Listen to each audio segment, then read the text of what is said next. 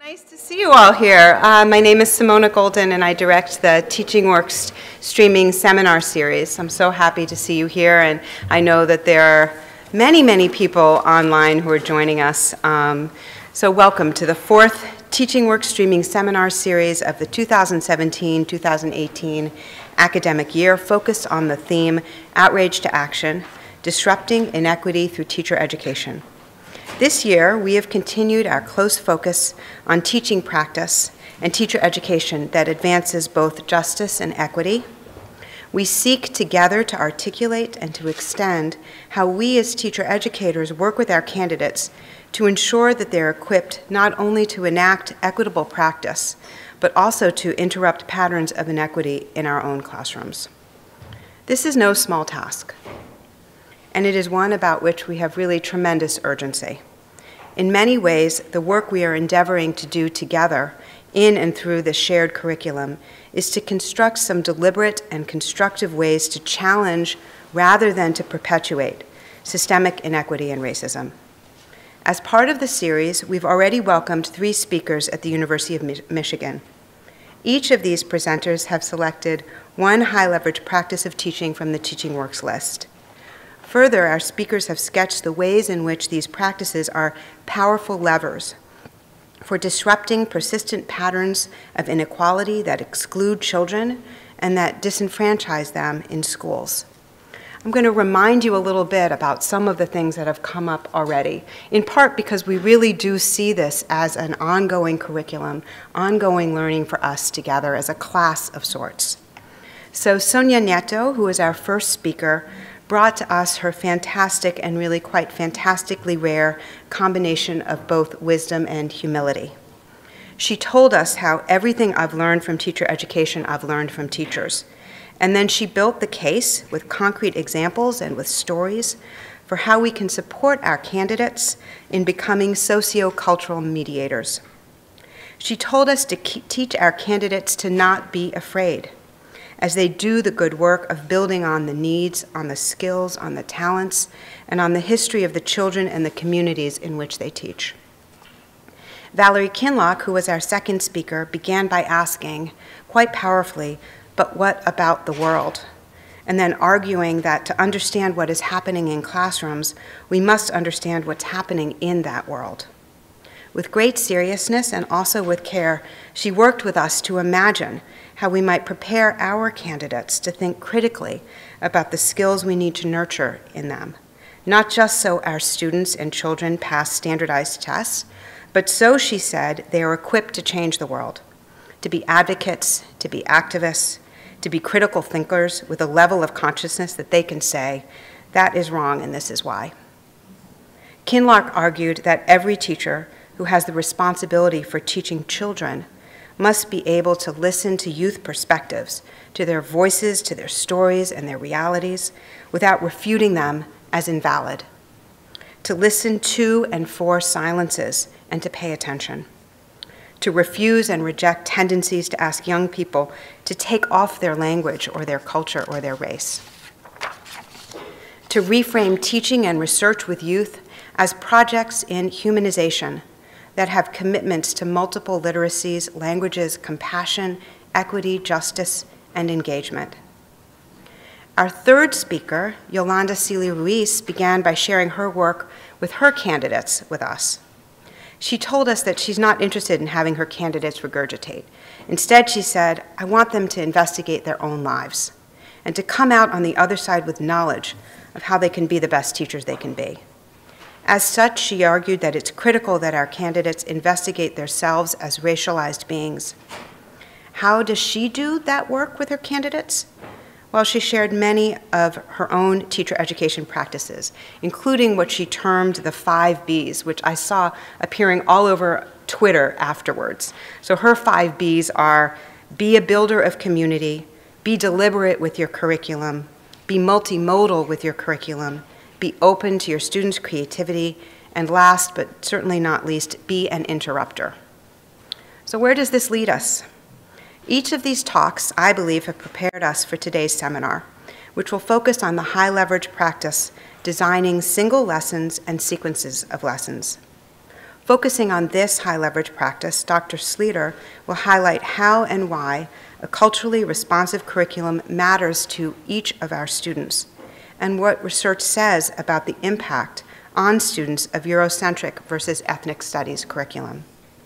She will illustrate how she has worked with beginning teachers to ensure that new educators are prepared to ensure that each of the young people in their classes thrives and grows as human beings. Teaching pre-service and practicing teachers is not a task to be taken lightly. It really is about preparing the next generation of teachers, those who will have an impact on the future of young people in our society. I'm really so thrilled to join with you today as we learn with and from Dr. Sleeter. So you know that we will continue to safeguard at least 20 minutes at the end of the seminar for our questions. Please keep track of your questions, write them down.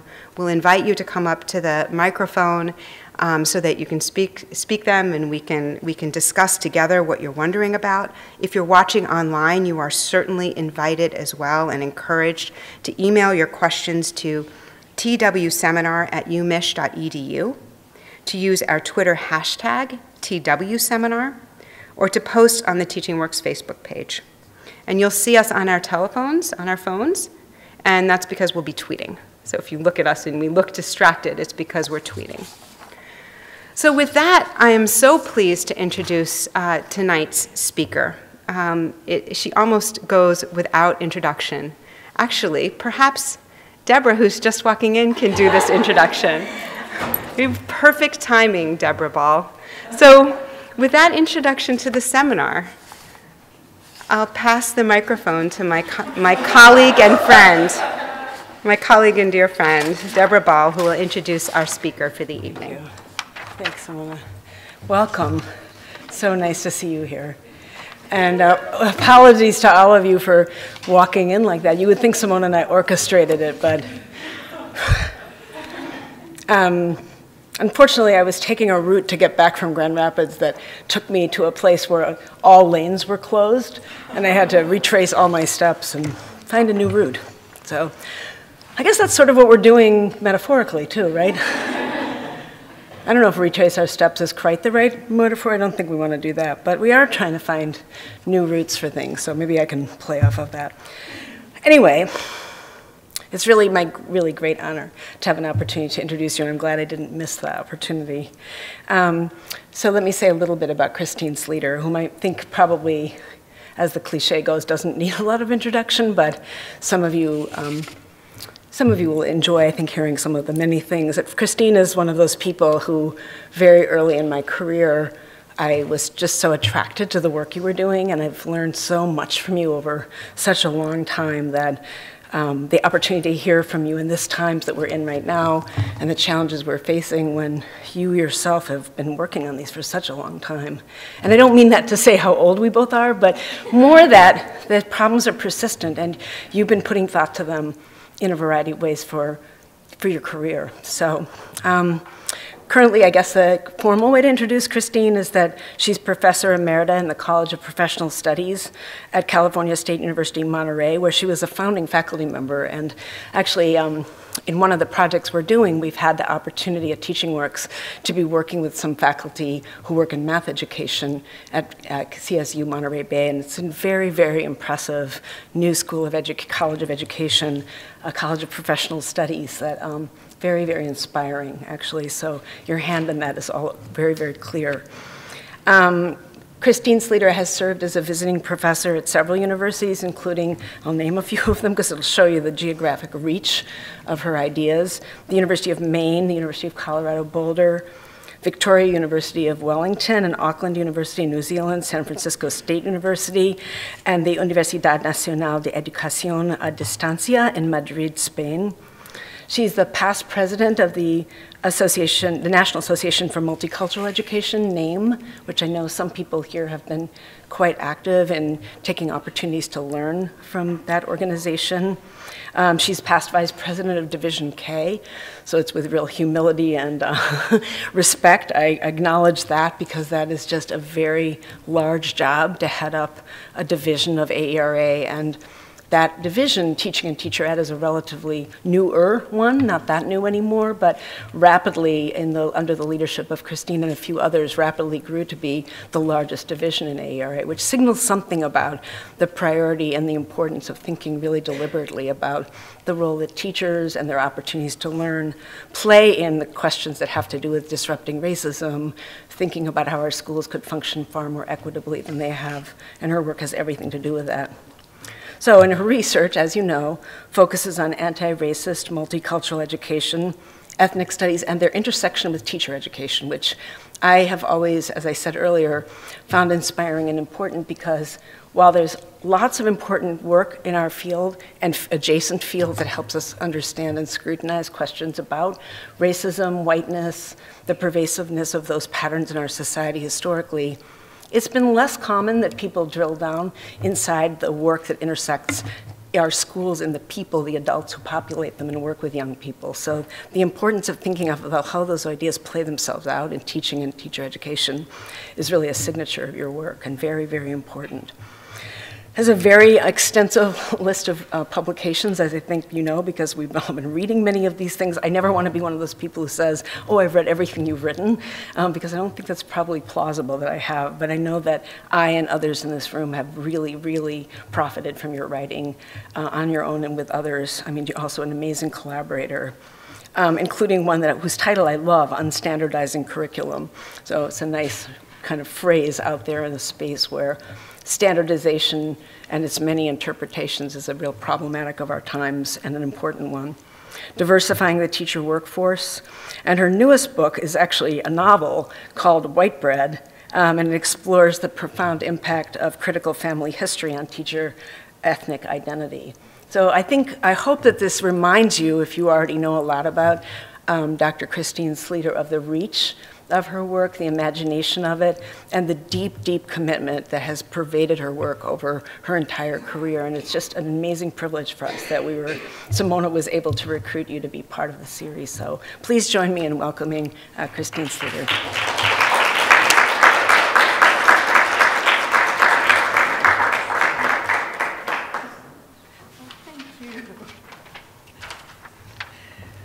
Oh, thank you so much, Deborah, for such an absolutely lovely introduction. I'm moved by it. And I'm also so pleased to have been invited to be one of the seminar speakers. I've been somewhat aware of Teaching Works and of the seminar series. And so when I received the invitation to come, then I was very excited to do so. I would also like to say hello to those of you who are joining us at a distance. I did look over the list, and there are several of you who I know. So, hi. I will be talking about what a culturally responsive curriculum, what that means, and work that I've done in helping teachers deepen what they're doing with curriculum.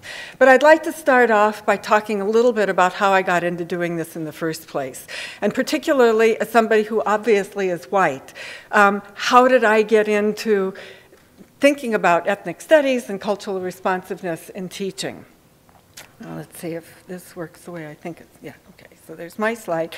So this is a picture, I grew up in Southern Oregon, which is it was a pretty much almost all white area when I was growing up, and it still more or less is. I learned how to teach on a teacher education program that was based in inner city Seattle for learning to teach in urban schools. This is a picture of the first class that I worked with. And obviously, the students don't look like the students who I went to high school with. And when I was placed in the school, this was a 10th grade world history class, that I was in a field-based program for 8 months in Roosevelt High School in Seattle. And I realized that I was ignorant of who I was working with and where I was. And this was also kind of toward the end of the civil rights movement in the early 1970s. And I was aware that there were a lot of books being written by scholars of color that I hadn't read. My own education, I started reflecting, had been a very white education. So one of the things that I did is I started reading. Just some book titles of some of the books I started reading. At first, I wasn't real clear about what I was picking, and I didn't have life experience to be able to absorb a lot. But this is all going to relate to where I'm going. The reading I started doing then, I never stopped. And if you think about reading an ethnic studies book, one every 2 or 3 months for 40 years, that adds up to a lot of reading. Another one of the things that became central to the way I think about teaching and learning is I spent some time getting to know the kids, and that actually influenced both how I taught as well as what I taught. I was placed with high school, this was world history, with a social studies teacher whose main approach to teaching was he would lecture for about 20 minutes and then give the kids a chapter to read, and they would answer questions at the end of the chapter. As a student teacher, my role was to basically help the kids. And I was also getting to know the kids outside in the hallways, and we were to live in the community, so I started getting to know some of the kids, just seeing them, you know, kind of out in the community. And so when I would sit with them, I realized that what they were essentially doing was they would get a question at the end of the chapter, they would thumb back through the book, find a sentence that they could use to answer that question, copy the sentence, and go on to the next question. And that seemed to be okay with him. But they looked incredibly bored, and they weren't really doing a whole lot of thinking. So when it came time for me to take over the class, the topic I was given was feudalism in Europe. So I had spent all this time preparing a lecture on feudalism in Europe. And I'd been a political science major, not a history major, that may have helped a little bit. But I came into class, started doing my lecture just like my cooperating teacher. He thought things looked like they were moving right along. So he left, went to the teacher's lounge, I think. And as I was talking, I could see the students' eyes glazing over. And so in the back of my head, I said, if this is what teaching is, I can't do this. So I put the notes down and asked them, what do you guys want to learn about? This is social studies. What would you like to learn? And so they started brainstorming. I mean, you know, just kind of, at first, like, I don't think a teacher had ever asked them that before, but they started coming up with topics. And after a relatively short period of time, they converged on, they wanted to know about the women's liberation movement, which was very visible out in the streets. And so I'm like, okay, well, what do you want to learn about women's liberation? And so they brainstormed topics, and I started writing them on the board. Well, okay, how might we investigate these things? And so we rather rapidly developed topics with groups that would take the topics and learning strategies around the topics. Then my cooperating teacher came back in because it was the end of the, don't have student teachers do this. But he let me play the unit out for the rest of the week, and then we went back to feudalism in Europe. But what I saw during that week was when the students had an opportunity to co-construct what we were doing in the classroom. It made a huge difference in terms of their motivation and the thinking that they put into learning. I didn't know how to connect what they wanted to know with what was in the curriculum. My curriculum planning skills were just about zero. But that experience of having the students co-construct what happens became central to my understanding of multicultural teaching. And then a third piece that was also very relevant is during that experience, as well as the rest of the time that I was living in, teaching in Seattle, I lived in an inner city neighborhood that was, there were actually a couple of different neighborhoods I was living in, but that in which white people were in the minority. And friends that I was making were people of color, mostly African American. And it was in that context that I started relearning what it means to be an American and to live in this society through the lens of race as experienced by African Americans. It was a very different perspective than the perspective I had grown up with. I learned to shut up and listen when people were talking, and I got a really major re-education in an informal way. So these were pieces that I brought to my understanding of multicultural education. Now, this chart here kind of lays out a central challenge that I faced as a teacher educator.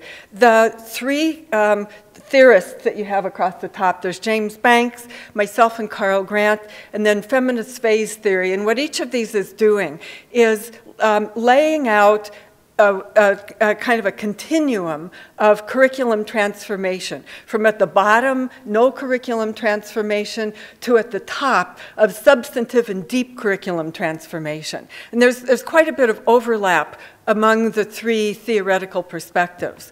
But what the line represents is a line above which I have persistently had a hard time getting teacher candidates to go with their own curriculum planning. Below the line, you get, well, curriculum like no transformation. And then you get additive, where stuff gets added in. And I like the phrase from the feminist phase theory of add and stir. Then above the line is where the curriculum is framed around experiences of historically marginalized groups and is transformed through experiences of historically marginalized groups. And so it's getting people kind of above the line that has become a challenge.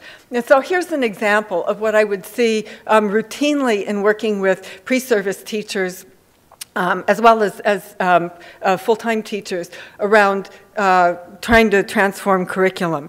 This one teacher I was working with, a pre-service teacher, took a lesson called Westward Ho, and it wasn't the Oregon Trail on the computer, but it was still an Oregon Trail type of lesson, of where the students did role-playing of if they were following the Oregon Trail and all the supplies they would need and stuff. And with her first iteration of it, American Indian people, when they appeared at all, appeared as barriers. When she reworked the lesson, she did much more with American Indian people by naming tribes and having more positive interactions. But the basic story of white people moving west was never questioned. It was still a story of colonization and an unquestioned story of white people colonizing North America. And so it was that deeper theme that I was trying to get teachers to look at. Textbooks do more or less the same thing. This slide here shows a very simple way of going through and analyzing textbooks. On the TeachingWorks website, I've posted this plus more pieces to it. But one can go through and simply count the representation of people in textbooks as a way of sort of taking the temperature of whose knowledge is in the textbooks. In addition to doing this counting, you can look at how groups are represented. You can look at who gets named for study and who appears only in pictures. You can look at whose storylines are represented, who the authors are. There's a number of levels, but even if you just go through and do the counting of who is represented in the textbooks, it's revealing.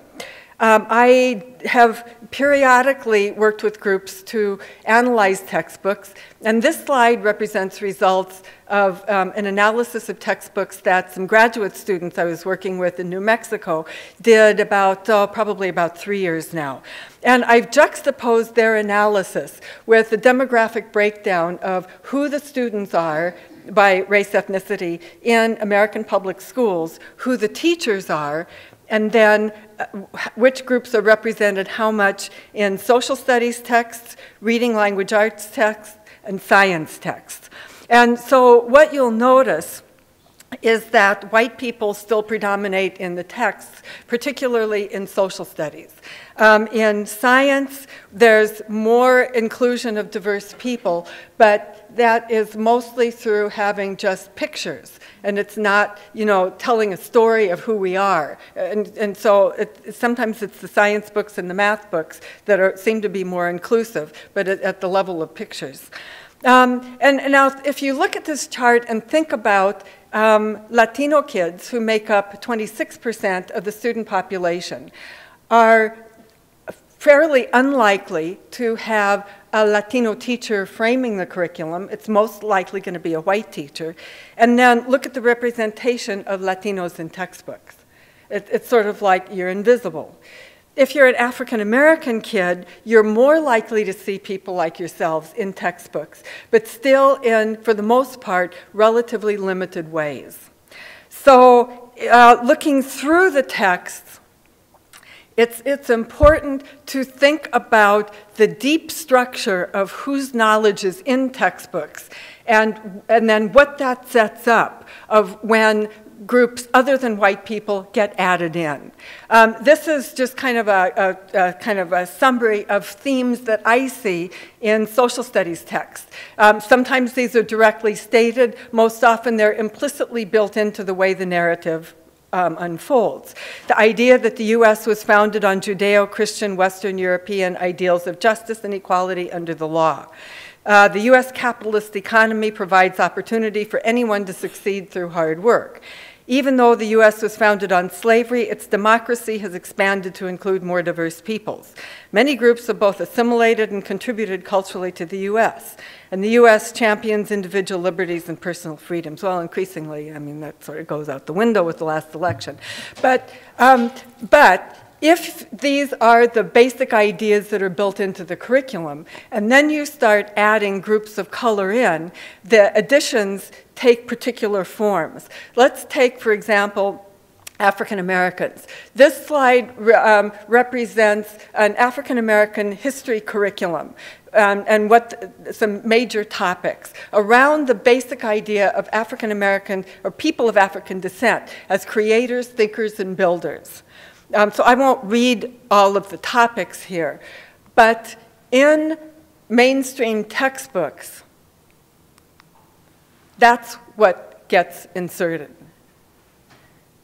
Not this, but this.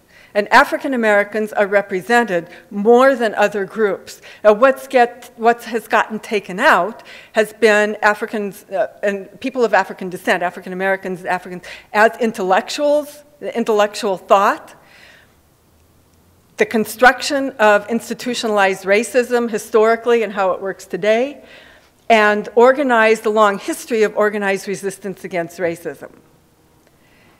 With Latinos, much the same thing. This is a syllabus of Mexican-American history, U.S. history from a Mexican-American perspective.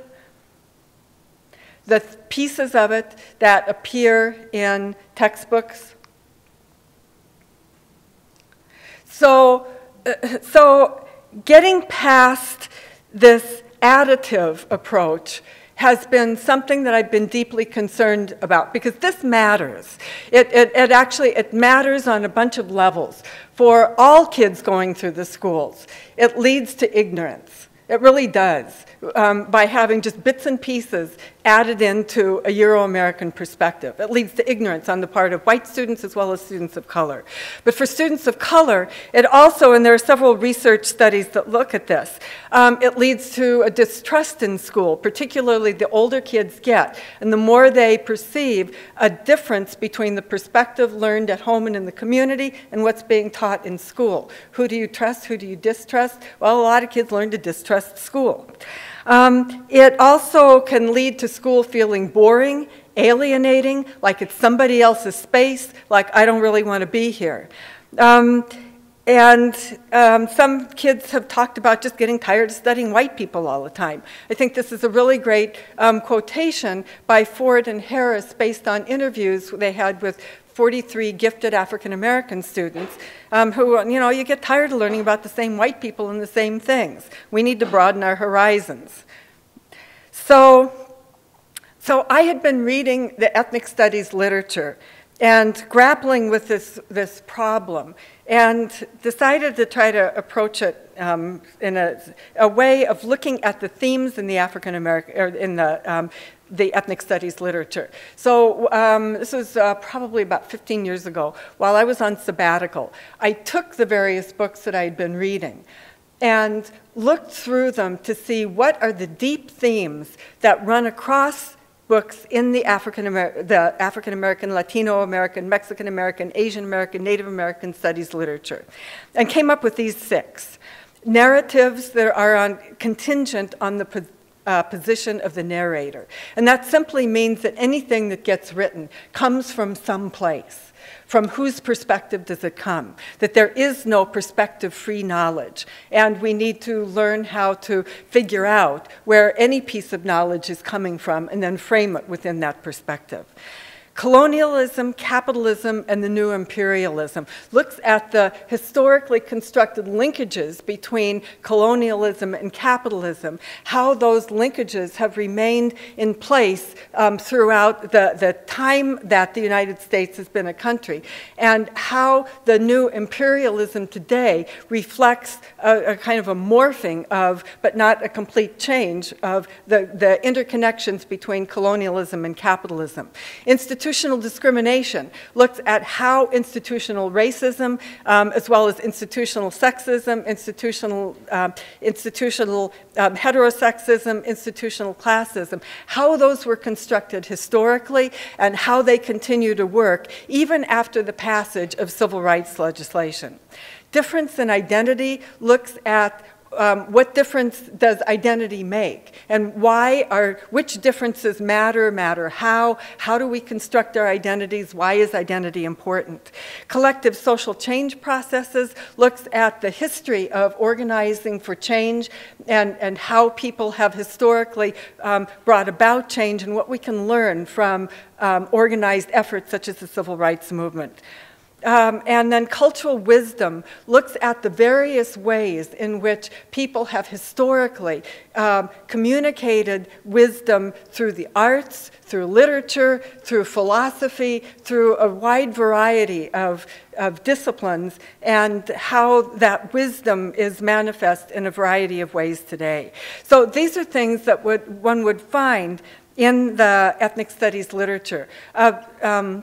More recent version of these ideas is something that I'm working on right now with some colleagues. We're putting together a book that is going to come out through Rethinking Schools, hopefully this summer. We were originally targeting AERA, and now it's like, hopefully this summer, but maybe next fall.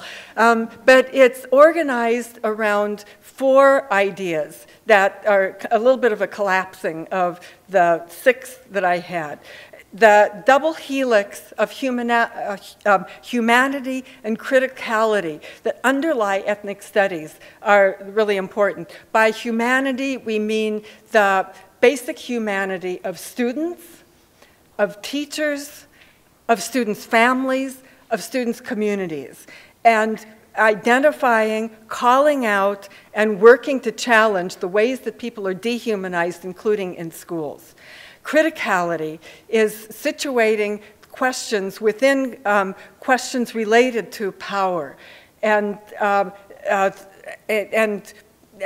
asking questions that often aren't asked or addressed that have to do with working towards social change.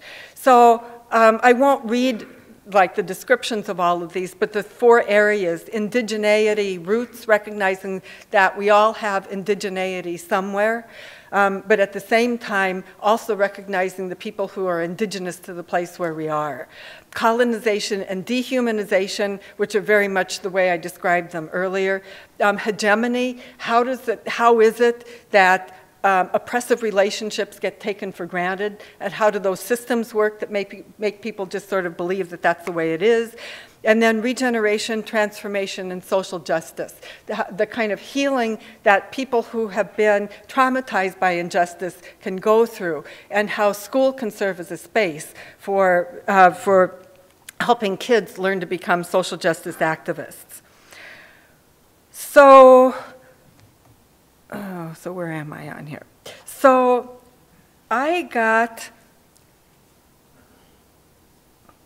okay, so I was asked in 2010 by the National Education Association to review the research on the impact of ethnic studies on students. And the programs that I looked at, for the most part, reflected these kinds of principles, not everyone exactly, but these kinds of principles. And just as a sort of a long story short there, I found that in the way great majority of cases, ethnic studies has a demonstrated positive impact on students. There was one program that didn't, mainly because the way that the organizers had conceptualized African American culture clashed with the way the urban African Americans kids conceptualized their own culture, which the takeaway there is involve the kids when you're planning ethnic studies. You can't do it without the kids. But since then, a couple of other studies have come out through American Educational Research Journal. And what all of this demonstrates to me is that using ethnic studies within the curriculum is incredibly important and has an incredibly powerful impact on students. One of the examples comes from Tucson, Arizona. This slide here lays out the model that was used for the Mexican American Studies program in Tucson, in which the basic idea was developing increased academic achievement for Latino students by linking together a Latino ethnic identity with a Latino academic identity. And work was done around curriculum, pedagogy, and teacher-student-parent interaction. I can describe some of that later if anybody wants, but I'm not going to right now. But this program, which had been declared illegal by the state of Arizona, and then the law that made it illegal has been declared unconstitutional, thankfully, so that law no longer exists and the program could be reconstructed. But there was a lot of research that was done on the impact of the program on students. And the study that I think is the most useful is this one by Nolan Cabrera and his colleagues, where they did a quasi-experimental research looking at the impact of the program on students and doing a comparison of students who went through the program with students who didn't. And the upshot of what they found was that even though the students who had entered the Mexican American Studies program, this is the high school program, entered generally with lower achievement on the average than the peers who they were being compared with.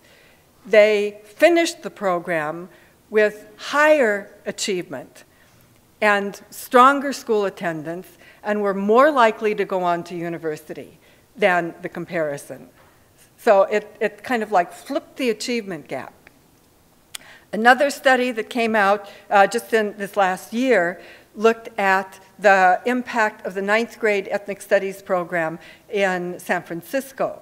The folks who are doing this program are only beginning to put the curriculum up on the internet. I've looked at the curriculum, looked at drafts of it, but the only parts that I can actually share publicly are what's publicly available on the internet, which right now simply lays out what the units are, and then there's some description of each unit. But it's interesting to me looking at these units, and then I look back at my synthesis of the work in ethnic studies, and they're really, really similar. Not because they read my article and said, oh yeah, we're going to use her, but because we're all drawing from the same basic body of research.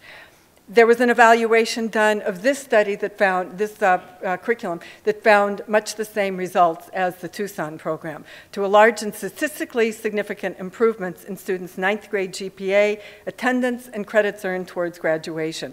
And even though raising students' scores is not necessarily the primary purpose of a culturally relevant curriculum, it's still important. And it's also the kind of information that can be used to advocate for policy changes. So we also know that a culturally relevant, multicultural, ethnic studies informed curriculum has a positive impact on the attitudes about people who are different from themselves, including a positive impact on white students' attitudes. And these bullet points just kind of hit what a lot of research has shown, particularly at the higher education level. So with that kind of information about the positive impact of this work, the questions then become, so how do we get beginning teachers to move farther than they might already be? And so I've spent a lot of time grappling with that question.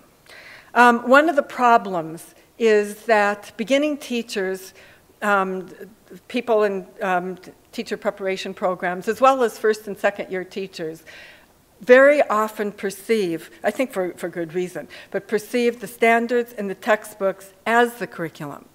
And I've had a number of beginning teachers telling me that, well, if I'm going to be judged based on how well my students do on tests that are aligned to this curriculum, so if I don't cover everything in it and my students do poorly, then I could get fired. And so you're telling me I should add stuff to the curriculum, but I don't see where I have space to add stuff to the curriculum because it's so full. And so that's a problem. In addition to that, there have been surveys and interview studies and stuff looking at how beginning teachers conceptualize multicultural education or a culturally responsive curriculum. And these two studies, one by Shorman and Bogtak, and the other by, that was done in Finland, but they both point to many beginning teachers, as well as many practicing teachers, see the purpose of a culturally relevant curriculum as helping people learn to be colorblind. And like, no. Or helping to raise awareness, or as even being assimilationist. So the challenge gets to be helping beginning teachers expand their notion of what a culturally relevant curriculum is and what it's for, and then their notion of how to do that within a standards context. My approach to teaching pre-service teachers for working with their curriculum for quite a number of years had been mainly to steep them in resources for teachers, say for teaching African American history and for teaching Mexican American literature, and I'd bring in boatloads of stuff and have teachers review them and use them and stuff. And also by giving a lot of examples of what lessons and units can look like. At the same time, I started being invited into universities to work with university faculty and have faculty look at their curriculum and their pedagogy. And I didn't think about it until for a while, but my approach working with faculty was different. I sort of assumed, well, okay, faculty know how to do research, so I'm going to use that. And so I would have faculty go through some steps in learning how to access disciplinary knowledge from perspectives of historically marginalized groups. And I've even done a couple of these workshops in computer labs where then people would, go into the computer and start doing the search. So I would have faculty take the title of your course or a unit in your syllabus and then research it by doing a search. So the title plus African American, the title plus Latino, the title plus Hispanic, etc. And instead of reading everything when you first get it, see what themes emerge, because there are folks out there who are doing research, and until you get some idea of what they're doing research about, you don't really know what's going to be relevant to add to your curriculum. And in fact, maybe even change the syllabus. You can do the same thing with syllabi. Now, syllabi tend more now to be in iLearn and places like that, but there are still syllabi on the web. And then I did a mock-up, just kind of showing how this works. So I was doing a workshop for some faculty where there was a course in telecommunication.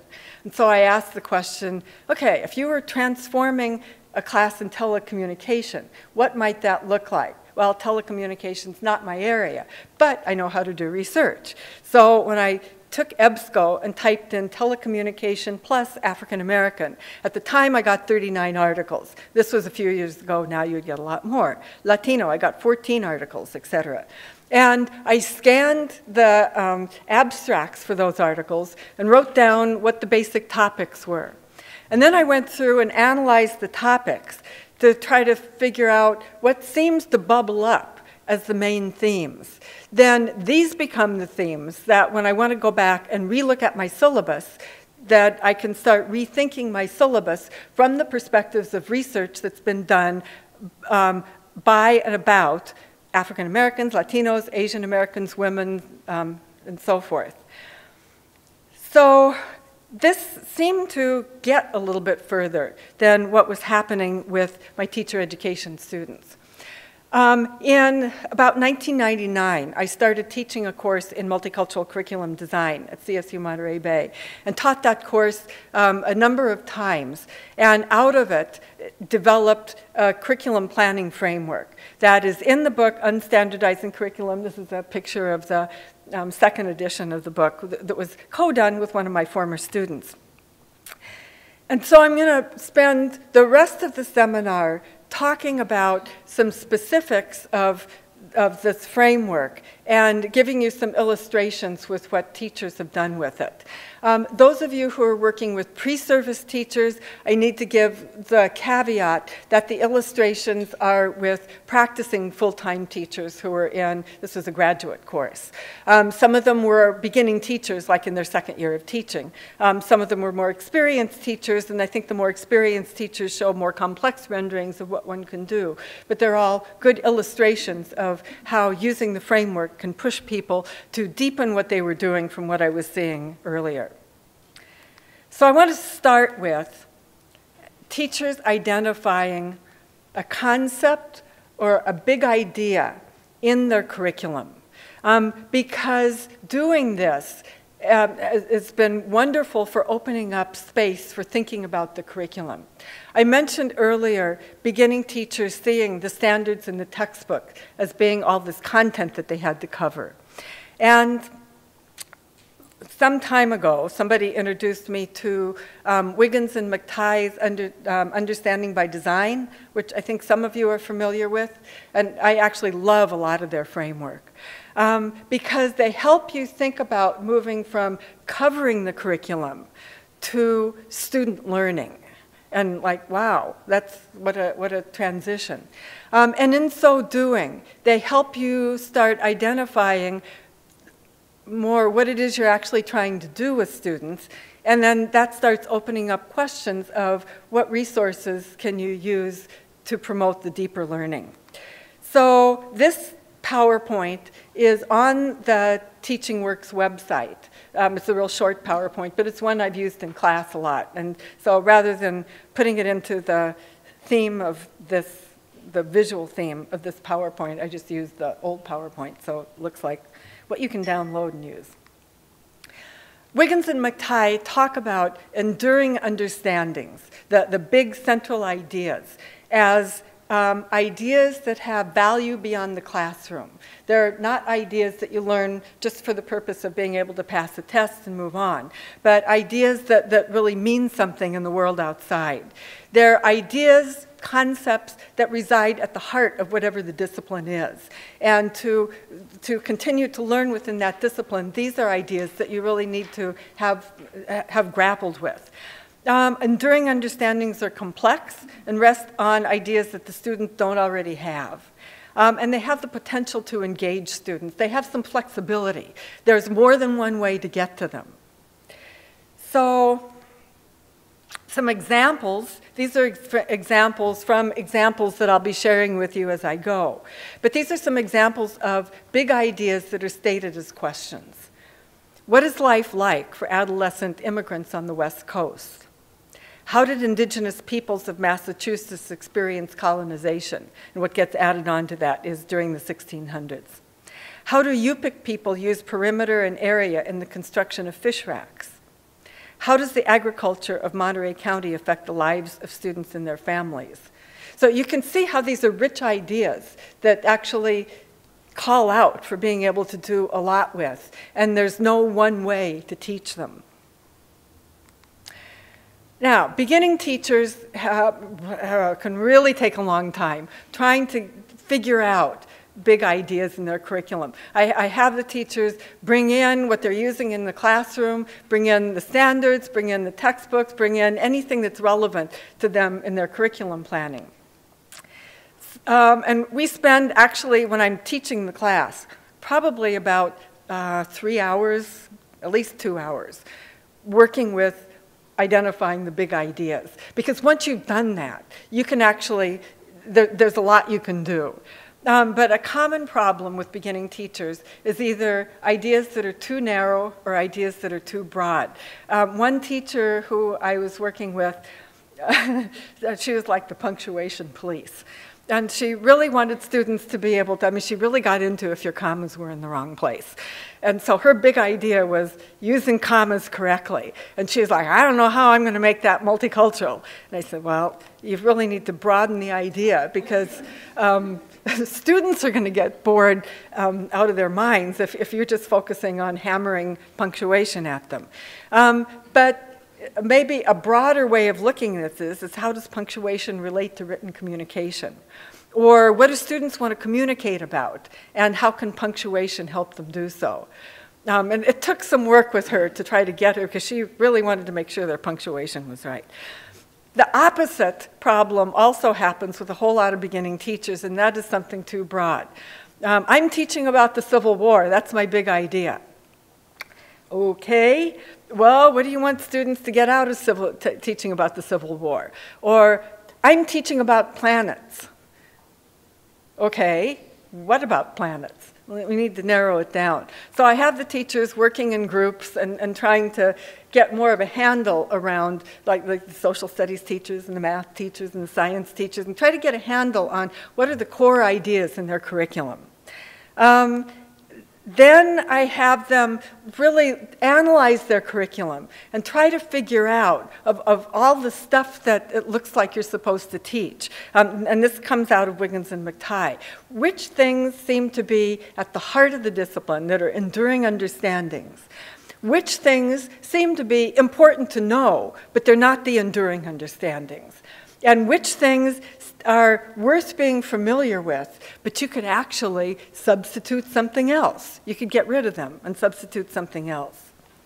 And when teachers have done this, this has actually been one of the things that has given teachers space to be able to start rethinking their curriculum. Here's an example of Christy. She was teaching 10th grade English. This was her 7th year of teaching. Christy was, well still is, a taller than me, white woman with blonde hair and blue eyes, who grew up near Watsonville, California. Any of you familiar with? And the school that she was teaching at, this is very interesting, it served two very different communities. There was a racially and ethnically working class diverse community, and then there was a relatively affluent white community. And for a while, the white community was thinking of seceding and starting their own school district. They haven't done that yet. And this was years ago, so I don't think that's going to happen. But both communities in the school. And Christy had grown up in the diverse community and found racial ethnic diversity just incredibly interesting, and was getting really upset as she would walk down the hall to see the kinds of really microaggressions that the students of color were encountering all the time from the white students. So she wanted to do something about this through the curriculum. When I had her analyze her language arts, her English textbook, she wrote, when reading through the current language arts textbook, I noticed that there are many gaps in perspectives. There are very few stories about immigrants, people of color, or young people. The textbook represents little else than white Euro-Americans and a tokenism of women of color. And she kind of goes on like that. So she could see limitations in her textbook. She decided that she wanted to teach a unit on what is life like for adolescent immigrants on the West Coast. And when she explained, I did a case study of her that's on standardizing curriculum. So there's some interviews that I did with her, and I went and visited her in the classroom while she was teaching part of the unit. But she talked about teaching both head knowledge as well as heart knowledge. And the head knowledge was things of learning how to write, the really things that were in her language arts curriculum. And the heart knowledge was what she was trying to do of building empathy for immigrants who are immigrants to the West Coast. And so she explained in this quotation here more of what she was trying to do with the heart knowledge. So she planned a unit that had 4 major writing assignments. And these were linked very directly with the standards that, excuse me, I'm just getting over a cold, the standards that she had in her language arts, the language arts standards for 10th grade English teachers. And number 4, the students were supposed to learn how to do research papers, so the research paper became an important component for the rest of the projects. She divided the class into 4 groups, and there were 4 different immigrant groups that she had the students doing research on. So they first would do a collaborative research project, just learning some about that immigrant group, and students could basically self-select which group they wanted to learn about. And then they were to write a narrative written from the point of view of the fictitious adolescent immigrant, a fictitious diary the immigrant might write about 4 days in school, and that would really try to put them in the shoes of somebody who is different from themselves, and a poem in which the fictitious immigrant expresses feelings. She, in the unit she wrote up, she took, she's an experienced teacher, took all of this and had learning outcomes and rubrics for evaluating student work. But I thought it was a real interesting way of taking the writing standards and then developing a meaningful unit around a rich idea to use with her students. Okay, transformative intellectual knowledge. Which James Banks has defined as the concepts, paradigms, themes, and explanations that challenge mainstream academic knowledge and expand the historical and literary canon. Transformative and mainstream academic knowledge is based on different epistemological assumptions about the nature of knowledge, about the influence of human interests and values on knowledge construction, and about the purpose of knowledge. And so this gets me into working with the ethnic studies literature and getting teachers into the ethnic studies literature, and not just the question of what bits of information can I add to my curriculum, but really what are the deeper ideas in the ethnic studies literature that might actually inform my curriculum. I have the teachers write what I call a curriculum concept paper. This has gone through several iterations, but the most recent iteration is one that seems to get people where I'm trying to get them to go. The purpose is to conceptualize a specific content area using transformative intellectual work that represents perspectives of a historically disenfranchised or underrepresented group. Select a big idea you could actually teach. Okay, so that's what we've been working on. It should be content related. And I had this in bold because a number of the teachers were still picking teaching processes, but not looking at content. And I actually want them to look at both, but right now we're focusing on content. Briefly discuss how the idea is presented in school generally and from whose perspective. And this could be based on their textbook analysis as well as just their thinking about whose point of view has informed how this idea is usually constructed. Then select a group whose experiences, perspectives, and or intellectual work relates to the big idea but is usually marginalized in curriculum. And I asked the teachers to start with one historically marginalized group rather than trying to hit a whole bunch, because I would rather that they go more deeply into one now, and once you get some idea of depth with one group, then you can look at the intellectual knowledge of another group and have some idea of going below the surface. You will need to investigate intellectual work by reading. Be sure you read work that is, A, written for adults. A number of the teachers have selected books, for example, written for kids, and this seems to be particularly true when they're reading, they're working with American Indian knowledge and not realize that there's serious intellectual work written by serious intellectual American Indians. So that's something that I've needed to intervene with a number of times. Produced by scholars who are members of the groups you selected, and it doesn't all necessarily have to be, but think about the point of view that anything you pick up to read is coming from and whose point of view. And is relevant to the big idea you're working with. Then write no more than 8 pages discussing the main ideas, perspective, and ideology in this intellectual work that could inform the selection of content to teach. And this question of getting them to try to think about the ideology and the perspectives has been a really useful question that I would say for at least half of the teachers I've worked with has caused them to go back to how they conceptualized what they thought the big idea was. And it's actually transformed that big idea. So it's not just a question of adding some stuff to a pre-selected big idea. An example is a second grade teacher who, no, a kindergarten teacher who had a unit that she was teaching on grandparents. And she wanted this is, you know, for those of you who work with kindergarten level, a unit on grandparents is probably relatively common.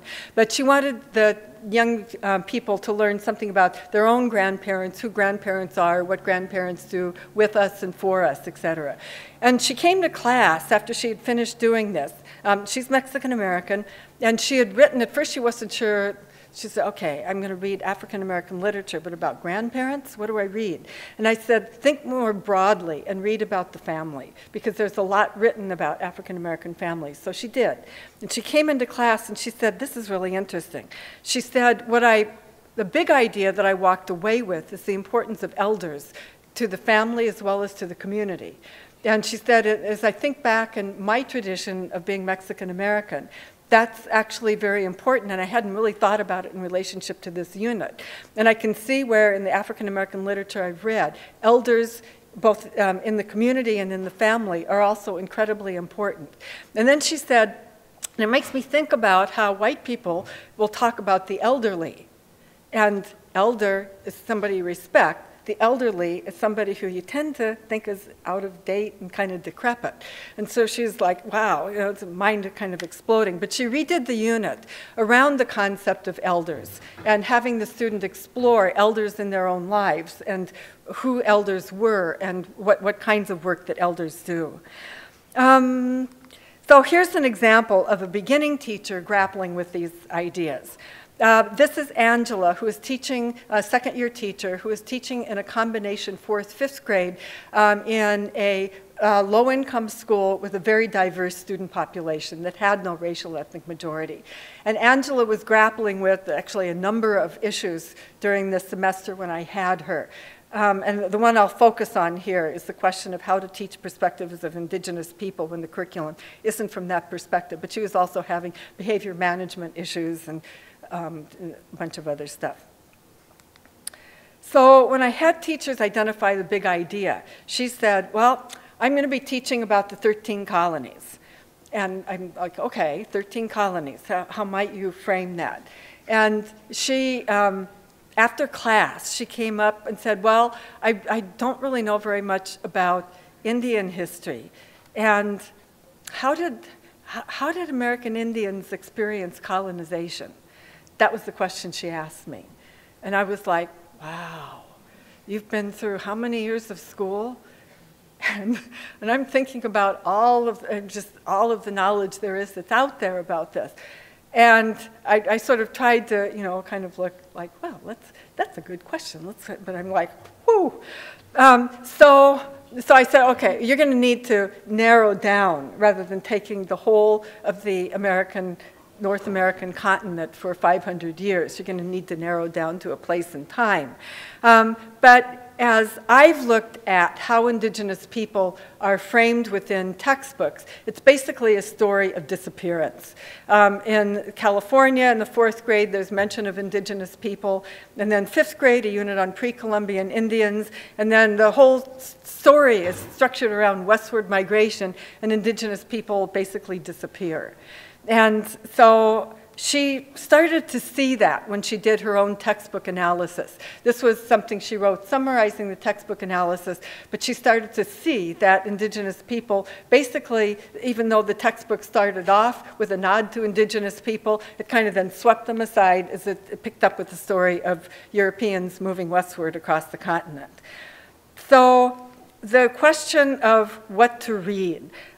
She was started off sort of clueless as to what to read. And I frequently find myself in a position of needing to coach and steer because I'm asking people to read stuff that in a lot of cases they haven't read before. I had to read Rethinking Columbus, which even though Bill Bigelow, one of the editors, is white, it's still really good and it's got some really good work in it. She picked Lies My Teacher Told Me by James Lowen, who's also white, but there's also a lot of good material in there, but also then read material written by American Indians. One of Ward Churchill's book, Winona LaDuke's work, and some of this wasn't getting to a particular time and place, but for her it was reframing how she understood American Indians in U.S. history. history.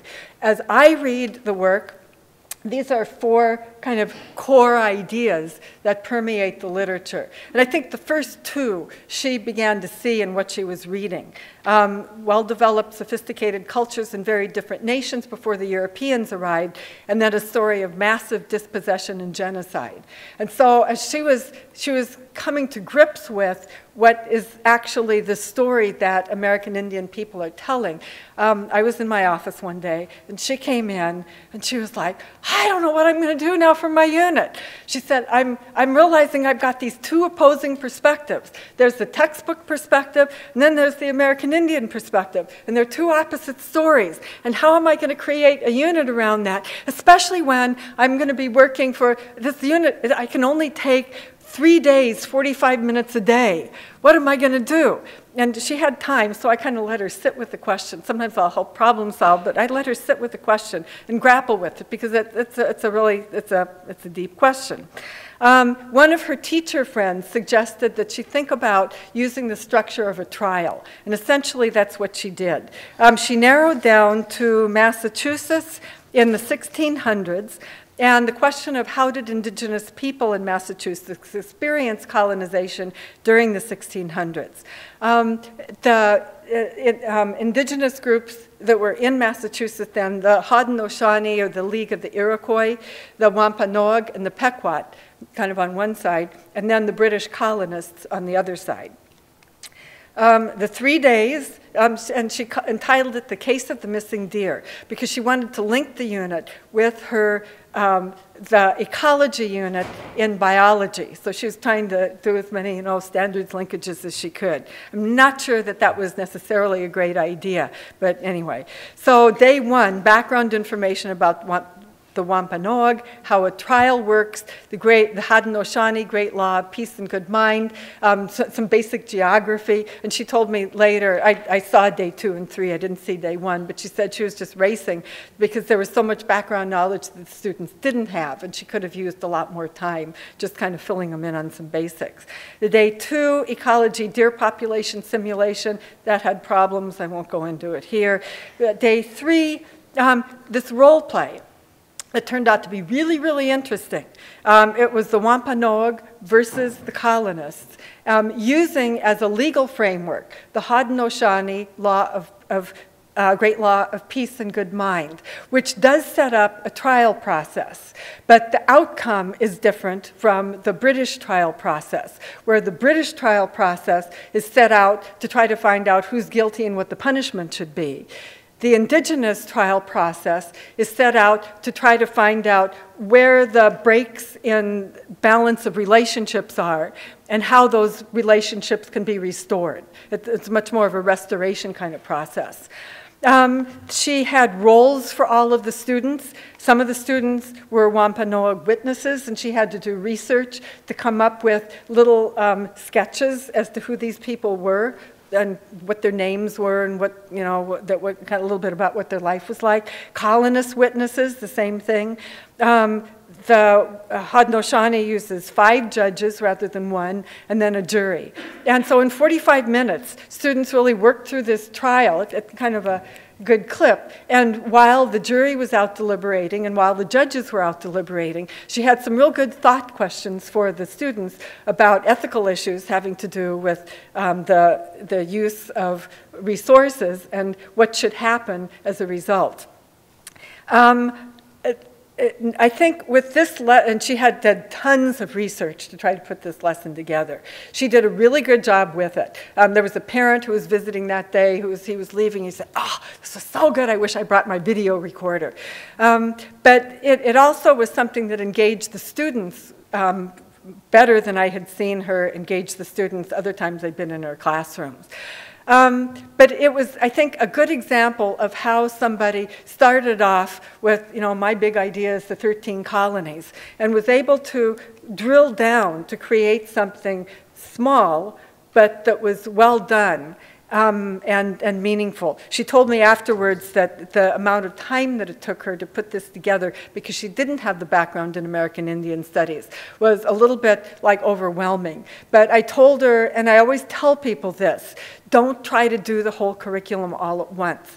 Take some small pieces and do them well, and then keep them. You may refine them as you go, but keep them and do piece by piece. As a classroom teacher, that was what I did. And that was kind of what I did with starting off with the ethnic studies reading. It was just sort of book by book. And after a while, you build up this repertoire.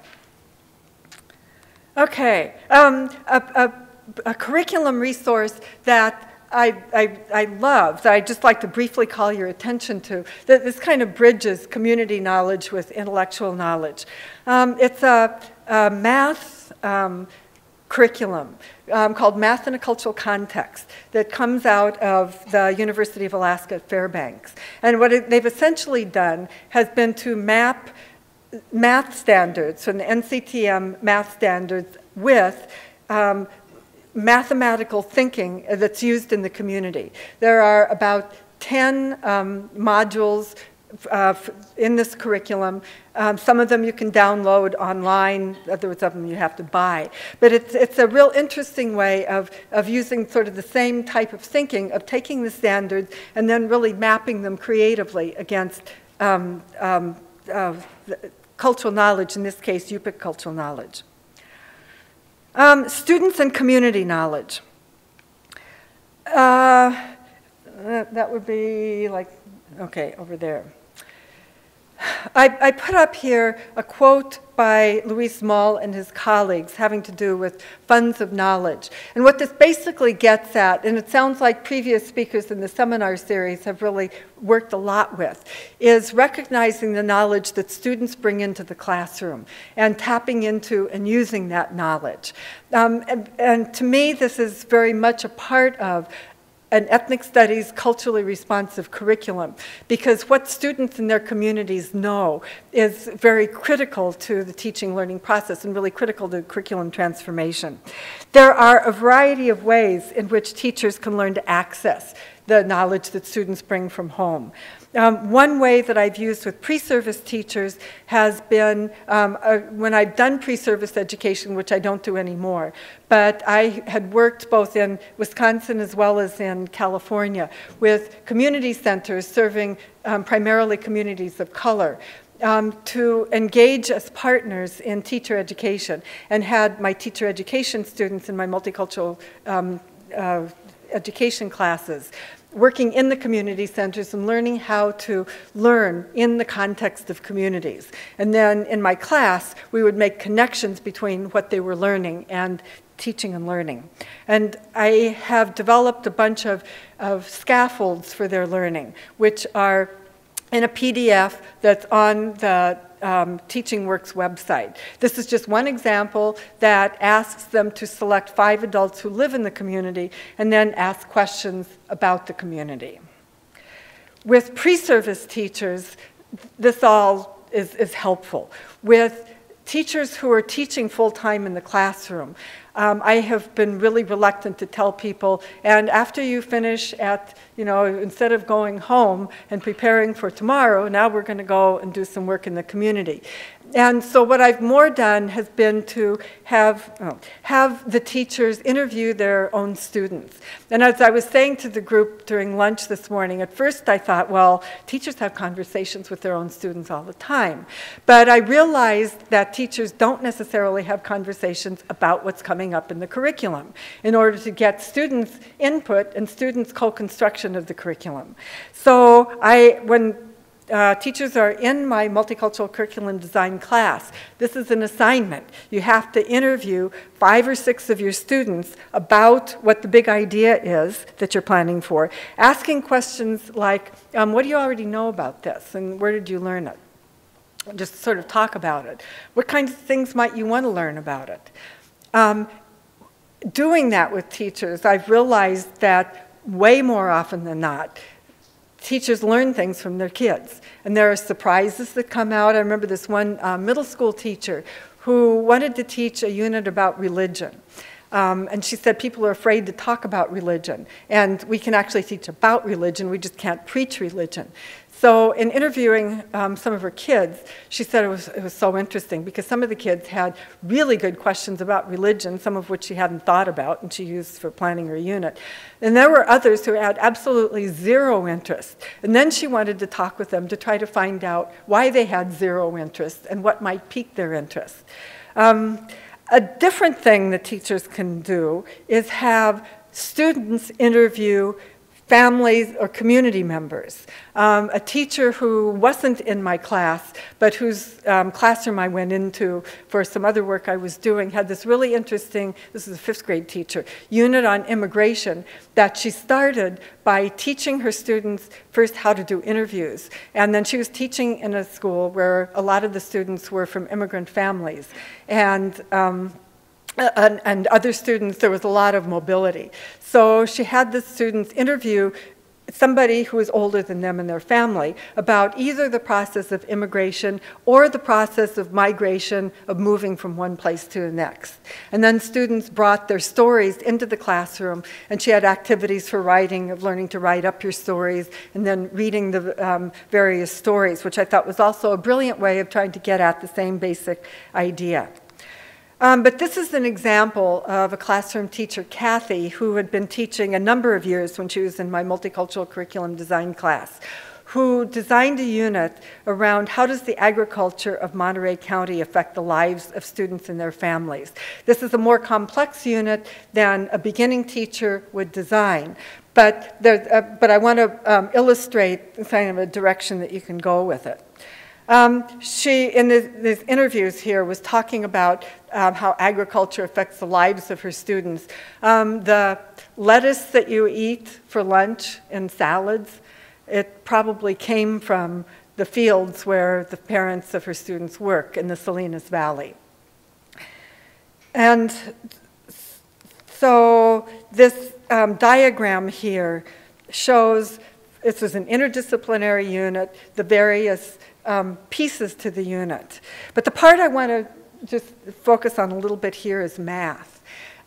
She had 2 main ideas for the math part of the unit: graphing and the concept of more than, less than.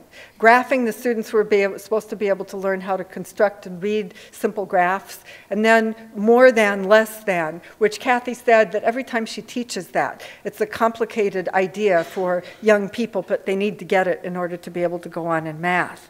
So I wanted to come into the classroom and watch how she was teaching just the math part of the unit.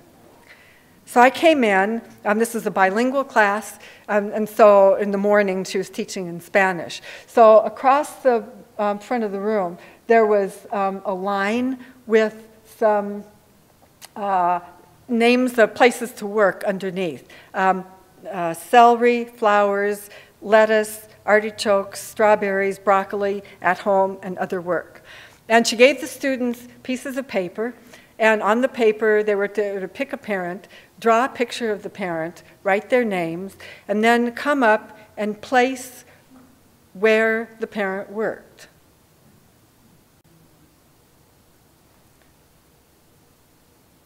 So we have a bar graph.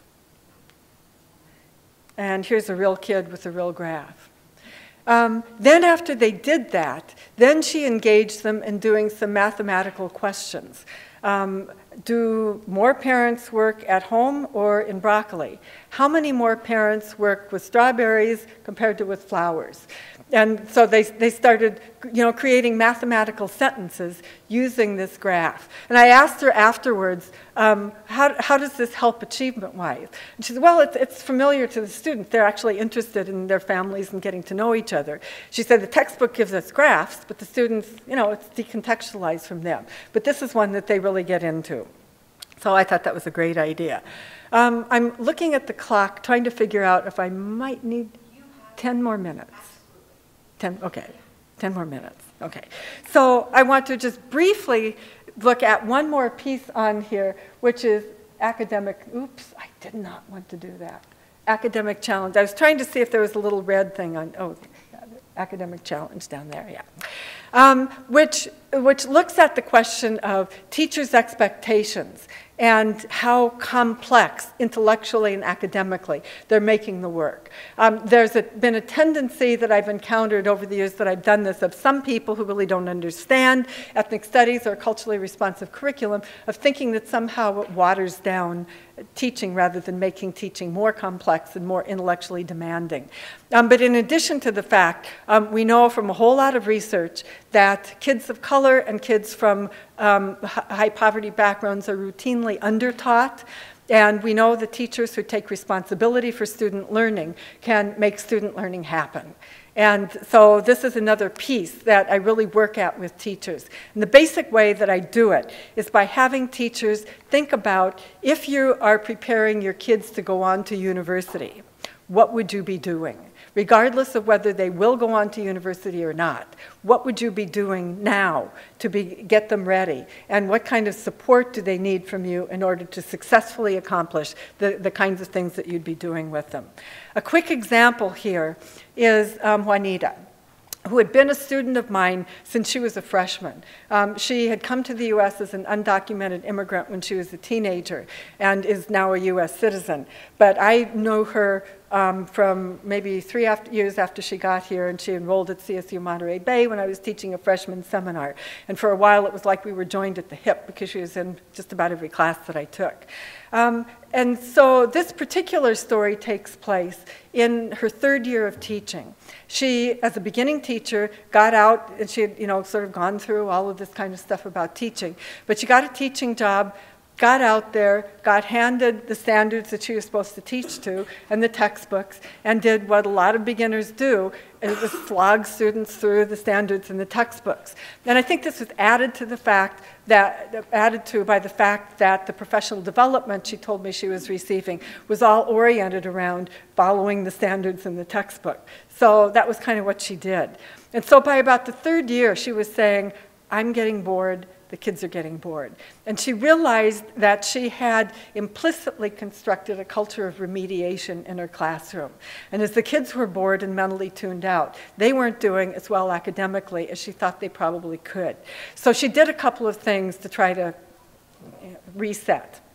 One of the things she did was to ask teachers at the high school and middle school levels what her kids needed to learn to do in order to be successful at the upper grade levels. And the main thing she heard teachers say is they need to be able to write, they need to be able to do research. So, okay, so I'm going to build this into what I'm doing. But she also asked herself, what were the things that engaged me as a learner? And I think that's a really important question to ask.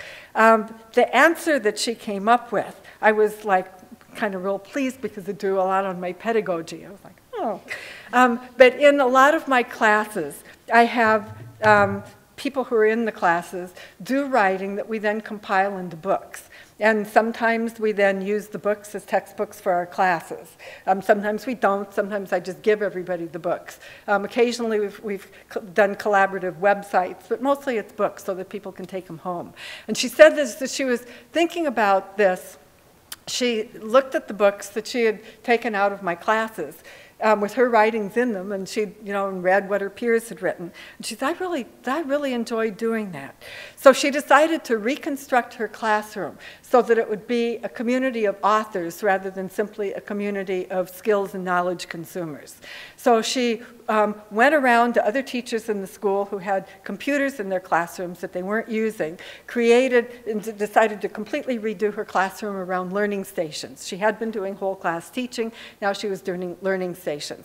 One of the stations was a small computer lab, which the computers were all then wired to the internet. And then other learning stations, which she ended up really liking because she said it gave the students more independence. And then the students wrote books that required them to learn how to do computer research, to learn how to keyboard. It increased their writing level quite significantly. And what turned out to be really interesting was after about 3 years of this, her students were consistently getting higher sort of traditional test scores than other teachers in her building and in some of the other schools in the school district. And she told me that she had she had administrators come in to try to figure out what she was doing that was responsible for the test scores. And when they would walk in and say she used the textbook, it just wasn't central to her teaching. And they were like, you know, because what she was doing and what they were telling her to do were sort of like two different things. But she had reframed her classroom from remediation to students as researchers and authors. So I'd like to just sort of conclude by hoping that I've been able to give you some frameworks that you might be able to use, some examples that might make sense to you. I think that a curriculum that works substantively with ethnic studies knowledge is not only a good thing to do, but it's actually an essential thing to do. Living here in this very diverse country with so much ignorance, it's like that ignorance doesn't have to be. We can do something about that, but it requires us kind of rolling up our sleeves and getting to work. It's not impossible work, but it does require work. I also believe that probably all students would thrive and like to be in classrooms similar to the examples that I've shown. I don't think I've ever seen a kid who actually doesn't want to learn and doesn't want to be challenged. But I've seen a whole lot of kids who are bored and don't do very well in school because they see school as being, this isn't our space, this is somebody else's space. So I think the biggest challenges that for moving forward, I would say there's probably several, but I'm going to mention two of them. The big one is the lack of ethnic studies content knowledge that teachers and pre-service teachers have. If I had my druthers, I would have every teacher take a course in ethnic studies, whether it be in African American studies, it be in Chicano studies, it be in whether it's a history course or a language arts course, but to get depth of knowledge of a historically marginalized group's intellectual work and go in depth. That experience is huge because it can help people start to see what the problem is with a curriculum that turns off so many kids. A number of years ago, we had Ron Takaki, when he was still alive, come to CSU Monterey Bay for a talk. And he was addressing the question of who can teach ethnic studies. And he said, well, you can't teach it if you don't know the content. And he used the example, he said, say you're a teacher who is assigned to teach Shakespeare, and you hadn't taken Shakespeare before, what would you do? Well, you probably wouldn't just stay one page ahead of the kids, maybe some people would, but you would probably start reading some Shakespeare. You might go to a Shakespeare conference. You would read what people have written about Shakespeare. You would try to build up your knowledge of Shakespeare so that you could teach it well. The same thing is true with ethnic studies. The process that I shared of one unit at a time and one book at a time, after a period of time, it actually can add up to a lot. But dealing directly with the lack of knowledge that a lot of teachers have is something that needs to be done. The other thing that I think is really crucially important is that teachers need to learn how to be in spaces where they may feel uncomfortable. Learn how to be on somebody else's turf, and then to have conversations in which they're listeners. A lot of the teachers I've worked with haven't really been in somebody else's turf. And actually, before I send them out into the community, we spend quite a bit of time on learning how to listen, so you're not talking and arguing, but you're actually learning and listening. But engaging in conversations and being willing to put yourself in places where you might feel uncomfortable, I think, is incredibly important. I'll conclude just with some words of students from a program that I spent a little bit of time working with, both as a critical friend as well as an evaluator. This is a program in New Zealand that was designed to improve teachers' ability to teach Maori students. The majority of teachers in New Zealand are white, And Maori students, the indigenous peoples of New Zealand, are a very significant population of the students whose experiences in schools are very similar to experiences of African American, Latino, and Native American students in US schools. The researchers began the project by asking the students what works for them and what doesn't. And basically out of the research came these things of what the students were asking for. They want the teachers to vehemently reject deficit theorizing about them to explain underachievement. And it's not about the kid, it's not about the kid's home, it's about what's happening in the classroom. To care for the students as culturally located beings, as people who do have a culture and a sense of identity, and to invite students to bring that in. To care for the academic performance of students and really demonstrate that care through what they do, not just through what they say. To create secure, well-managed learning environments. To engage in effective teaching interactions with their Maori students as Maori and not expect them to be somebody else.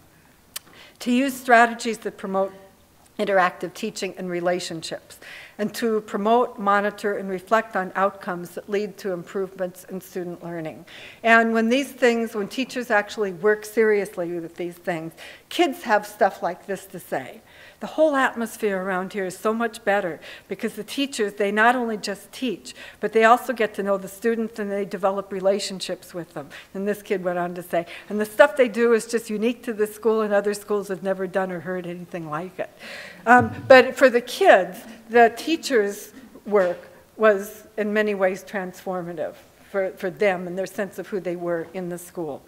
I think that learning to teach, plan and teach a culturally responsive curriculum that builds on ethnic studies is not different from learning to plan curriculum. It's just learning to do it well for the diverse students that we have. Thank you.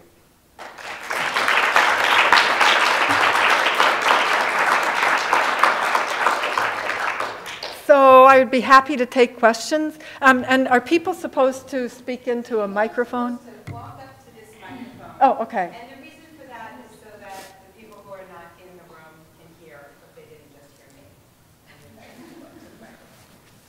And introduce yourself, Channing. Okay.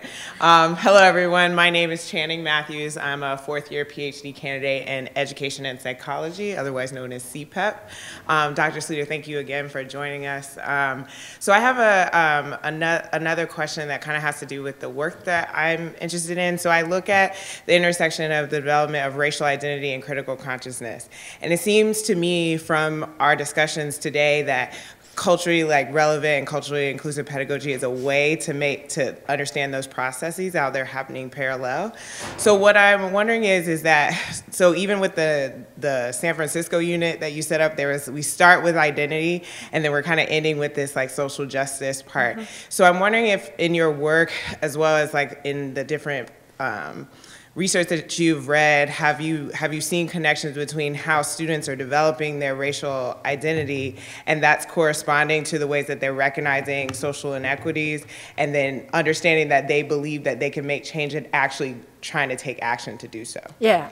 I'm going to add even a prior question to your question, and that is working with teachers to understand their own racial identities. Yeah. Because teachers really, I didn't spend time talking about teachers' identities and working with teachers' sets of beliefs and understandings of who they are. But that is actually a part of the framework, and it's something that I spend quite a bit of time doing, because teachers really can't do this work very well if they're bringing in baggage that they don't understand. And so, and I think as teachers have worked through their racial and ethnic identity, they can have a better sense of students also working through their racial and ethnic identities. I find some of the racial ethnic identity development theory useful in terms of being able to help teachers identify stages that people going through as they're grappling with starting from having absorbed sort of the idea that unequal relations are normal and wherever I'm positioned is where I'm supposed to be and people like me did stuff to deserve that, to then going through a period of anger, of realizing that it's actually not normal, and it's not just, and it's not fair, to a period of kind of relearning, and that's helpful for teachers to at least understand. When I'm teaching these classes, I don't know that I have a way of mapping it against curriculum, but it is something that we spend time in class with. The question of what the research says, that's actually a good question. I haven't looked into that. Because you're right that the San Francisco curriculum, as well as the Tucson curriculum, as well as some of the other ethnic studies curriculum, do start with identity, which I think is an appropriate way to start.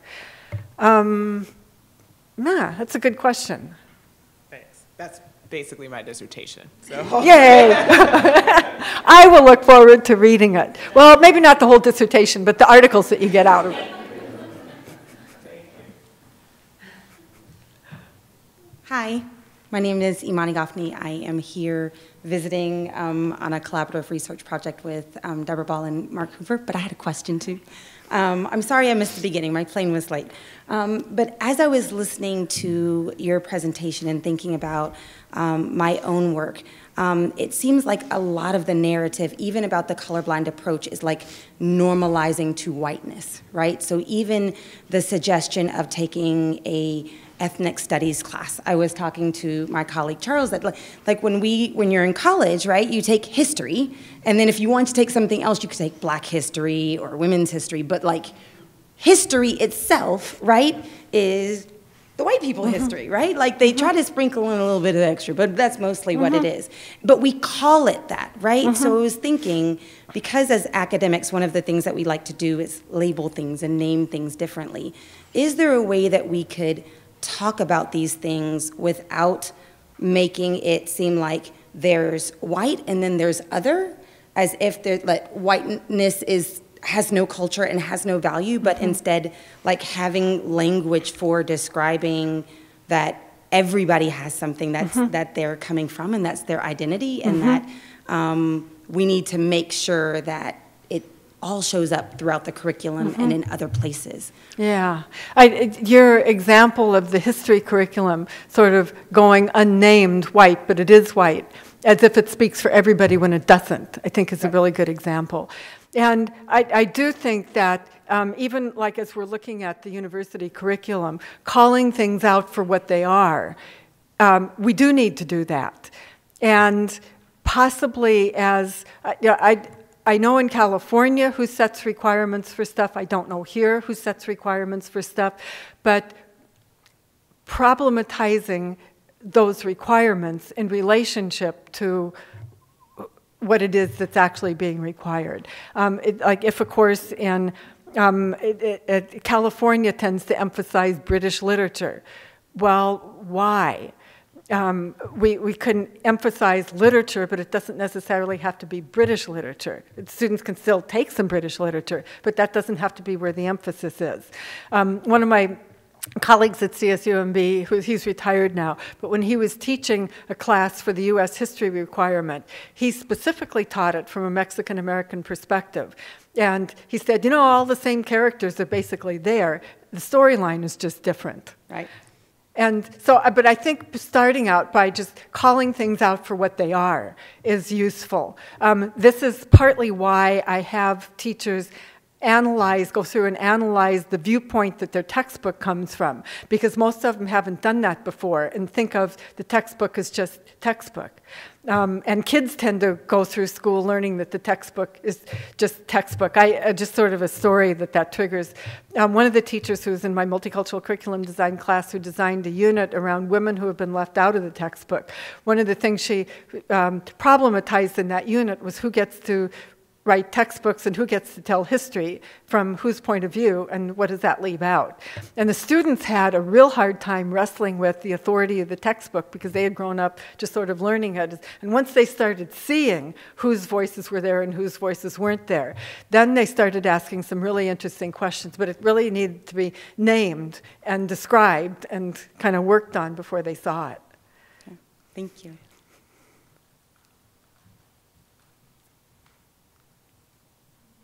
Another question?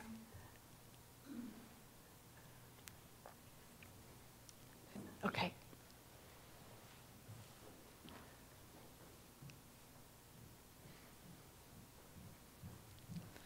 Hi, Dr. Sleeter. Thank you for your talk. My name is Nainapit Limlamai, and I'm a doctoral student in the Joint Program in English and Education. And one of the things that I was thinking about as I was listening to your talk was the high school students that I used to teach. I taught for a long time in Atlanta, Georgia, and I taught at mostly suburban schools with relatively wealthy populations of students who were mostly white. And one of the things when I tried to introduce texts that were different than the standardized curriculum that we had, I got a lot of pushback from my students about, well, what does this mean for them? Because now we're looking at it from, they are like not them, but they come from a history of colonizers. Mm-hmm. And so, and then we were in the South, and so when we talked a lot about some of the racial history there and we named it, that was very difficult for them. And there was a lot of pushback and there was a lot of guilt. And, it was kind of like, I wanted to show you this world so that we can talk about it. But how would you recommend, what are some suggestions you would have in helping to develop a curriculum or units with students who are talked about a lot in schools, who the history is written, it's their story that's written. That's one part of it. And then the other is, that's not my personal story, the history that was written for them. And so that was difficult too, because as I'm talking to them about my own identity, they see this teacher in front of them who's not talked about in the history, and they can't quite reconcile those things. So, yeah. Yeah, the interesting thing is that what they've grown up learning as their white history, when you probe below the surface of that, in many cases, isn't exactly their history, but it's a airbrushed version that may not even be their history at all. I've, over the last, probably now 12 years or so, been developing something that I call critical family history, which for me started with the question of, well, what is my history? Mm-hmm. And also I wanted to know something about my own ancestry, so I dove into all the various tools you can use for doing family history research, but then started kind of broadening the lens to look at my family's story in a broader socio-cultural historical context. And what I've realized is that the histories that we learn in school, even for those of us who are white, isn't exactly our history. I've had to grapple with being a descendant of the colonizers, and I've actually started writing. Now I'm kind of going off a little bit on promoting new work, but I'm starting to write novels around this stuff. So White Bread takes a white teacher who is of German descent, and it really probes the question of why does she not know her own story? And what implications does that have for her understanding of what happens with race and ethnicity in the U.S. today? And why is it that we keep pushing assimilation and pushing people to give up their stories? And it's for those of you who may be of German descent, there were eye-opening things when I was doing the research that I hadn't thought about before that had to do with U.S. history. The one I'm working on now that I'm close to being finished with is a white person grappling with being a descendant of the colonizers. And what do you do when you actually recognize that some of what you have can be directly traced to the theft of indigenous people's land? Do you just, oh, well, that was a long time ago? No, where do you go with that?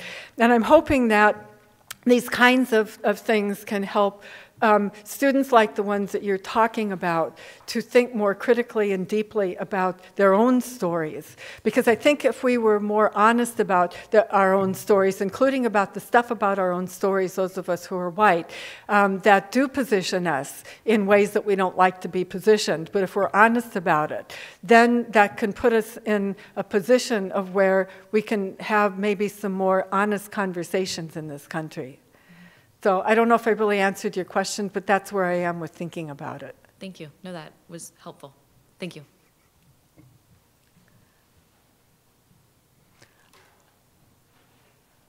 One more?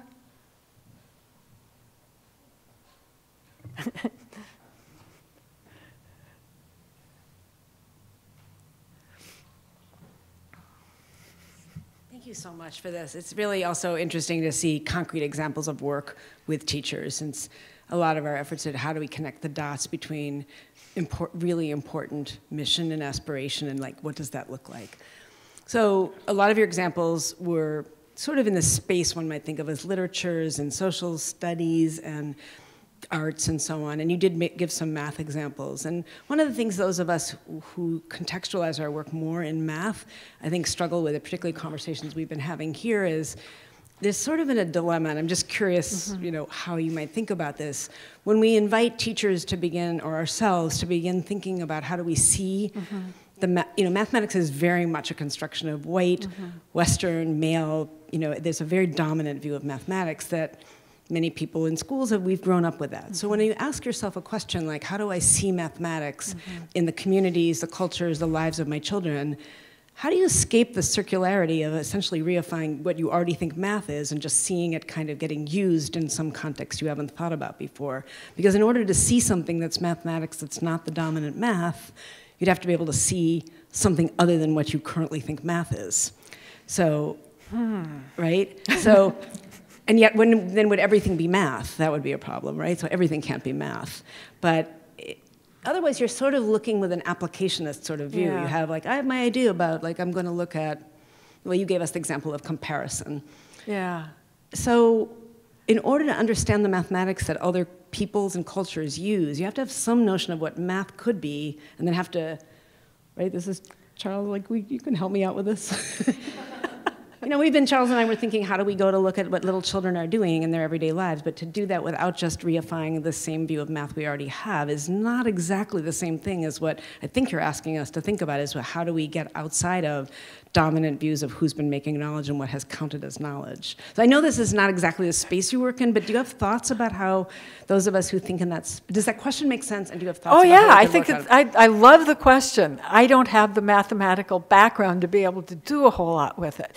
I know that there's the field of ethnomathematics, which you're probably familiar with, and that probably gets at it, wrestles with it as closely as, but I think that's a brilliant question, and and I'm not sure where to go with it, because I have seen people take it into what can be trivialized spaces. Learning that there are things other than base 10 is a useful concept to know, but then I'm not sure where you go with that, because I know that at some point or another, the kids are going to need to learn. I'm sort of thinking right now of Lisa Delput's work about knowing the culture of power, in addition to knowing knowledge that comes from outside the culture of power. And if mathematics is part of the language of power, students, I think, probably do need to know conventional mathematics, just because it's a tool to get someplace. But I love the question. But do you have thoughts about, given what you've done in other spaces, what are ways to look outside that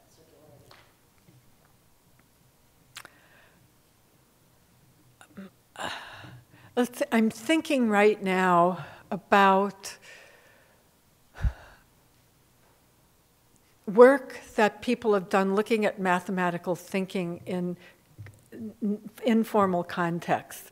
And this is truly just like thinking out loud. I remember many years ago, Jeffrey Sachs, who had an article about mathematical thinking among candy sellers in Brazil, which I remember it kind of struck me, which is why I remember the article and his name. It was published in Educational Researcher, and this was like about 25 years ago, because it was trying to think about the quantitative reasoning that kids had developed for getting on about the work of selling candy without having had formalized schooling. So they hadn't learned the traditional school math, but were doing mathematical thinking. I think in the Math in a Cultural Context project in in Alaska, even though they connected it with the NCTM math standards, which would be taking community-based mathematical thinking and then putting it into the Westernized framework. The question that the anthropologist Jerry Lipka was asking about how are people making quantitative sense out of things in a context, and how have they been doing that for generations, is an interesting question. And maybe if I were wanting to pursue the question, I might want to find people who have been doing that kind of work of looking for quantitative reasoning outside of school context and bring them together as a sort of a conference to try to think through the question together. That's probably something I would do. Because I like the question. And one can raise the same kind of thing about science. There's with science, the tendency to, okay, who has come up with which scientific discoveries that still has a sense of Westernized science. And I think with science, there actually is more work with indigenous science of trying to rethink what science means in the first place. So maybe paralleling with mathematics, some of the thinking that has been done in indigenous science. I don't know if there's work in indigenous mathematics because I haven't looked for it, but there might be. Oh, you're welcome. So really the whole point of these seminars is to engage really smart people in the same room and across the world in conversations about authentic questions about which we don't have the answers yet. And so I am especially grateful for everything you gave in your incredible talk, and also for what lies ahead, which is what, all the things that we have yet to figure out to get to the very fruitful and critically important outcomes for kids that you began with. So thank you. Thank you so much for coming. Thank you so much for showing us all of these incredible images of what new and just out of the door teachers can do and what they should be doing. It's really incredibly useful for us. I'm so grateful. All of you who are leaving today who want to hear and learn and know more, Dr. Sleeter's paper is up. She also, with fantastic generosity, shared 3 other documents. So it's the first time we have not just a working paper, but 3 other things that she's used with candidates, with practicing teachers, and they're gold mines. So I am so grateful for all that you've given us. I know we're going to continue to learn more and more. I hope you watch, and the rest of you come back for the final seminar, which will be on the 22nd of March with Ernest Morel. And I think will be a really wonderful, summative final seminar in time for us together. Thank you. Thank you.